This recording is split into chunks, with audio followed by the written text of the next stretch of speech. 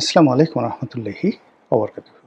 সম্মানিত দর্শক, অবস্থা দৃষ্টে মনে হচ্ছে সারা বাংলাদেশের ক্ষোভ, রাগ, ক্রোধ, ঘৃণা ডক্টর মোহাম্মদ ইউনূসের উপর একেবারে শিলাবৃষ্টি রূপে, বজ্রপাত রূপে বর্ষিত হচ্ছে। তাকে নিয়ে যে সকল আলোচনা হচ্ছে পর্দার আড়ালে, পর্দার সামনে, মিডিয়াতে, ঘরে, বাইরে, ক্ষমতার কেন্দ্রে, তাতে করে মনে হচ্ছে যে তার যে দুনিয়া, সেই দুনিয়া ক্রমশ ছোট হয়ে আসছে। তিনি ক্ষমতায় থাকাকালীন অবস্থায় কি অন্যায় করেছেন গোপনে, কি অন্যায় করেছেন প্রকাশ্যে, সেটা আমরা ইন ডিটেলস জানি না।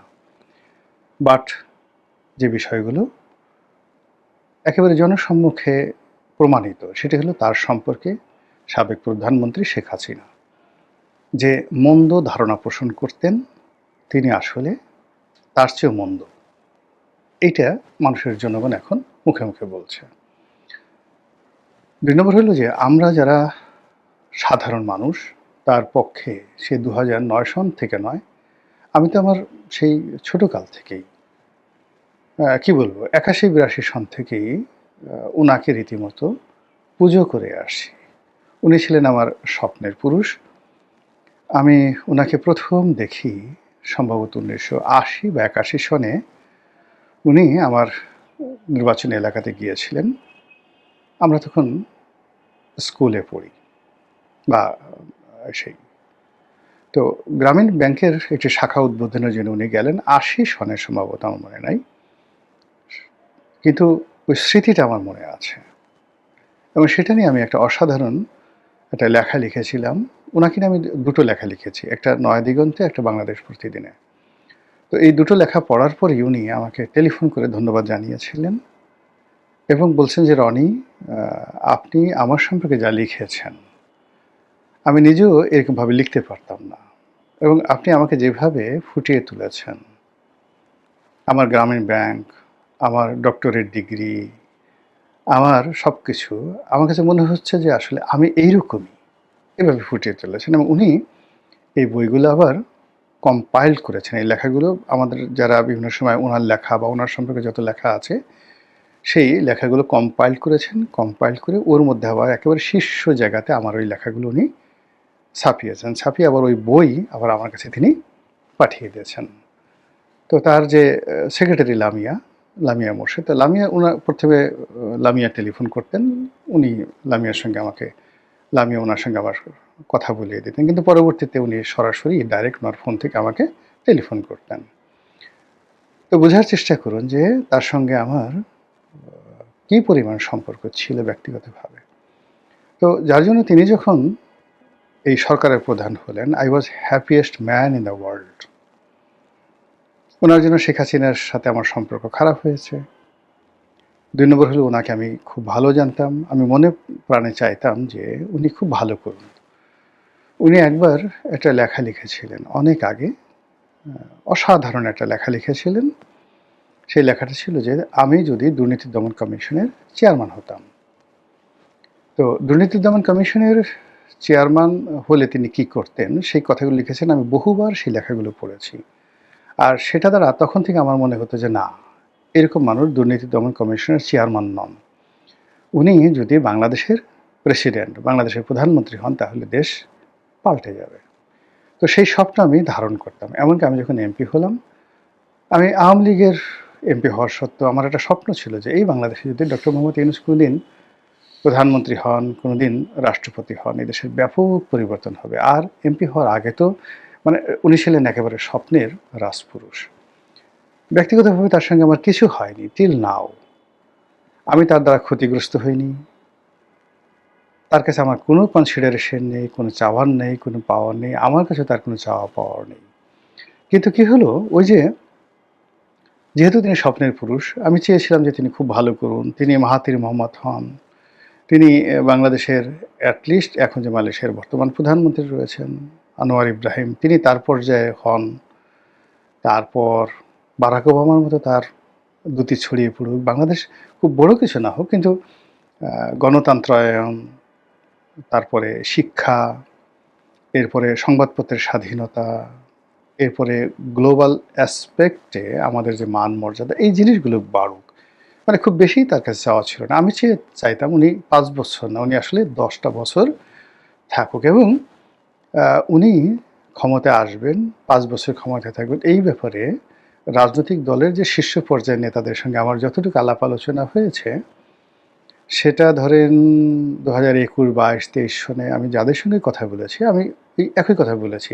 এটি ইনু সাহেব জানানও না যে আসলে এই মুহূর্তে যদি একটা পালা পরিবর্তন হয়, সরকার প্রধান হওয়ার জন্য ইউনূস সাহেবের বিকল্প বাংলাদেশে কেউ নাই। তো সেখানে তারেক রহমান সাহেব থেকে শুরু করে অন্যান্য যাদের সঙ্গে আলোচনা হয়েছে সবাই বলেছেন যে হ্যাঁ, আপনি ঠিকই বলেছেন। দ্বিতীয় আমি যে কথাটা বলেছি যে আসলে ওনাকে একটা ব্রিদিং টাইম দিতে হবে ৫ বছরের জন্য। আর সেই ব্রিদিং টাইম দেওয়ার কারণ সময়ে উনি যেভাবে দেশটাকে একটা জায়গাতে নিয়ে যাবেন, আর রাজনৈতিক দল হিসেবে আপনারাও এই যে পেইনগুলো আছে বা শেখ হাসিনার জমানাতে আপনারা যেভাবে কাজ করতে না পারার কারণে যে সাংগঠনিক দুর্বলতা দেখা দিয়েছে, এই সাংগঠনিক দুর্বলতাটা ৫ বছরে কাটিয়ে উঠতে পারবেন। ফলে আগামীতে আওয়ামী লীগকে আপনারা রাজনৈতিকভাবে মোকাবেলা করতে পারবেন। এবং বিশ্বাস করেন যে দেশের শীর্ষ যত রাজনৈতিক নেতৃবৃন্দ রয়েছেন, আমি এই কথাগুলো টেলিভিশনে বলেছি, তাদের সঙ্গে টেলিফোনে বলেছি, স্কাইপে বলেছি, তারা সবাই অ্যাগ্রি করেছেন। তাহলে দেখেন উনি যখন ক্ষমতায় এলো, পুরো গ্রাউন্ড ছিল তার পক্ষে 100% তিনি সেই যে পারবেন, ৫ বছর থাকবেন এবং দেশটাকে ভালোভাবে চালাবেন, এরকম একটা অবস্থা ছিল। কিন্তু ৮ তারিখে তিনি যেভাবে দায়িত্ব গ্রহণ করলেন, যেভাবে তিনি এনসিপির ছেলেদের, তার নাতির বয়সী ছেলেদের, যাকে বলা হয় পুতুল হয়ে গেলেন এবং তিনি যে শিশুসুলভ আচরণ করলেন এবং তিনি ৩ দিন পরে বাংলাদেশে এলেন, এয়ারপোর্টে যে বক্তব্য দিলেন, যারা তাকে রিসিভ করতে গেল, পুরো জিনিসটি আমার কাছে আসলে মনে হয়েছে যে তিনি ফ্রম দ্য ফার্স্ট ডে ভালো করবেন না।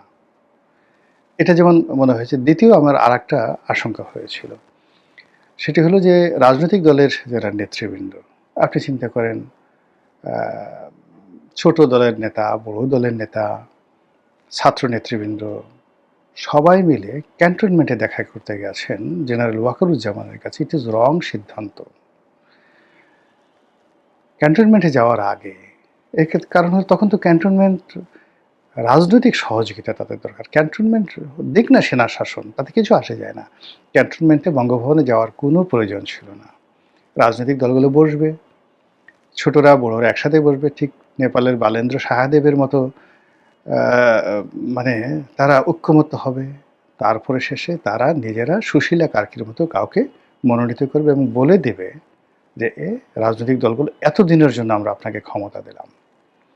ফলে কি হলো, জেনারেল ওয়াকারুজ্জামান, বঙ্গভবন, ছাত্র নেতৃবৃন্দ, রাজনৈতিক নেতৃবৃন্দ, ডক্টর মোহাম্মদ ইউনূস, অনেকগুলো পক্ষ দাঁড়িয়ে গেল, কেউ কারোর সঙ্গে কারো যোগাযোগ নাই। আর এই উপদেষ্টা মণ্ডলীতে জগা খিচুড়ি হয়ে গেল। নাহিদ ইসলামদের মতো মানুষ, হাসনাদের মতো মানুষ তার উপদেষ্টা নিয়োগ দিল। ডক্টর মোহাম্মদ ইউনূস, যিনি কখনো রাজনীতি করেনি, তিনি উপদেষ্টা নিয়োগ দিতে গিয়ে তিনি তার বান্ধবী নূরজাহান বেগমকে ডেকে আনলেন। তিনি তার আরেক বান্ধবী লামিয়া মোর্শেদকে তার পাশে রাখতে চাইলেন। তিনি প্রেস বিভাগে ইচ্ছামতো, মানে আমাদের এই সাংবাদিকতা জগতের যাদের কোনো রকম মানে একটু ইনফ্লুয়েন্স নেই, জাস্ট একটা পত্রিকা হয়তো চাকরি করে বা একটা প্রতিষ্ঠানে চাকরি করে, ওই পর্যন্তই তার পার্সোনাল, হয়তো তিনি একজন ভালো সাংবাদিক, কিন্তু পুরো সংবাদপত্র জগতে একটা ইনফ্লুয়েন্স থাকতে হবে। তাদের কথা কেউ শুনবে, তাদের কাছে কেউ আসবে, তারা একটা টেলিফোন করে ডাক দিয়ে যদি বলে এই ভাই আপনি তো আমার বাসায় আসেন, তো এরকমভাবে দেশের শীর্ষ ১০ জন লোক তাদের বাসায় যাবে, এরকম একজন লোককেও ডক্টর মোহাম্মদ ইউনূস তার প্রেস টিমে নিতে পারলেন না। যাদেরকে নিলেন অল আর মানে যাকে বলা হয় কোনো ইনফ্লুয়েন্স তাদের ছিল না। ফলে এই লোকগুলো ক্ষমতা পেয়ে প্রায় সবাই বিরক্তিকর লোকে পরিণত হয়ে গেল। এরপর জামাতের সুপারিশে সেখানে কিছু লোক গেল, আমেরিকার সুপারিশে সেখানে কিছু লোক গেল, তারপর বিএনপির সুপারিশে লোক গেল। একটা জগা খিচুড়ি মার্কা মানে সেই উপদেষ্টা পরিষদ এবং তার মধ্যে আবার সেই আল ইরিয়াস কমিশন, বদিউল আলম কমিশন, তারপরে শেষে এই দেবপ্রিয় ভট্টাচার্য কমিশন, ইফতেখার সাহেব যিনি ছিলেন ওই যে ট্রান্সপারেন্সি ইন্টারন্যাশনাল, এদেরকে নিয়ে ঠিয়ে একটা হযবরল সব করবে, সংবিধান সংশোধন করবে, এটা করবে ওইটা করবে। আমি ঠিক একেবারে ১ সপ্তাহের মধ্যেই আমি বুঝলাম যে এই ভদ্রলোক পারবে না। যত তাড়াতাড়ি সম্ভব ওনার চলে যাওয়াই বেটার। তো উনি গেলেন না, উনি থাকার চেষ্টা করলেন।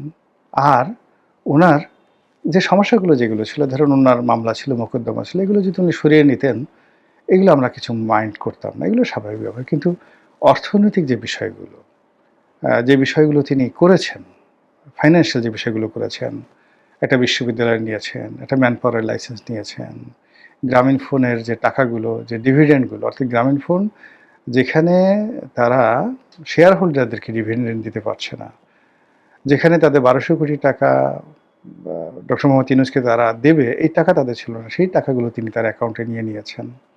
গ্রামীণ ফোনকে তিনি অনুমতি দিয়েছেন, তোমরা এখন রেমিটেন্স করতে পারো, বিদেশে টাকা পাচার করতে পারো বা পাঠাতে পারো, ইত্যাদি ইত্যাদি অনেকগুলো ঘটনা আসলে কবিরা গুনাহ হয়ে গেছে।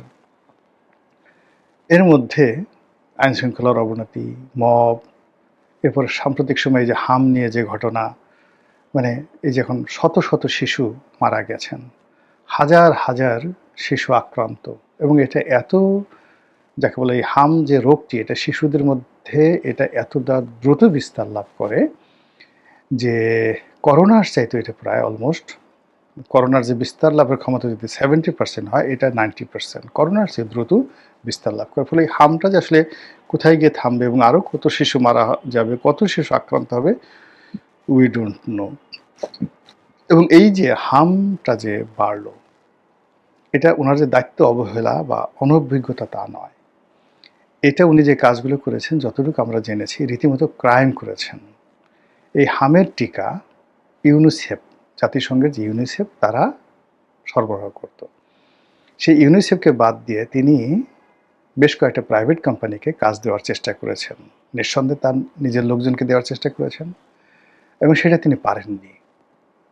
না পারার কারণে টিকাই আমদানি হয়নি, আর টিকা আমদানি হওয়ার কারণে এই রোগটি আজকের এই পর্যায়ে। এবং এটা নিয়ে সারা পৃথিবী খেপে গেছে, জাতিসংঘ খেপে গেছে, ইউনিসেফ খেপে গেছে, বিশ্বের যে সকল মানবাধিকার সংগঠন রয়েছে যারা শিশু অধিকার নিয়ে কাজ করে তারা খেপে গেছে। তারা দেশে বিদেশে এই লোকের বিরুদ্ধে, যাকে বলা হয় মামলা করার জন্য, জনমত তৈরি করার জন্য, এর বিচারের জন্য আওয়াজ তুলছে। আর বাংলাদেশে তো ওনাকে পেলে মানে যে সকল সংগঠন কোটি কোটি করে তারা খেয়ে ফেলবে তাকে, পিরানহা মাছ বা যেভাবে হাঙ্গর একটা মানুষকে খেয়ে ফেলে, ওই রকম অবস্থা। এখন ডক্টর মোহাম্মদ ইউনূস ওই পর্যায়ে, ঘৃণার পর্যায়ে চলে গেছে। তার অফিসের সামনে এখন তার ফাঁসির দাবি নিয়ে লোকজন মিছিল করছে, এটা বাড়তে থাকবে।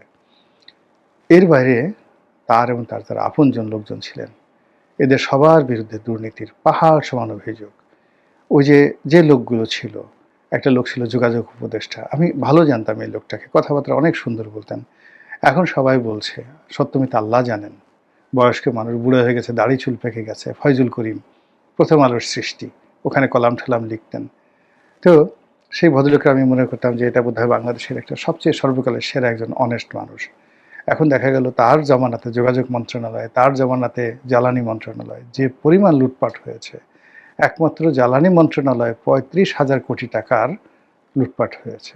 এই কথাগুলো সবাই বলাবলি করছে, সত্যমিত জানি না।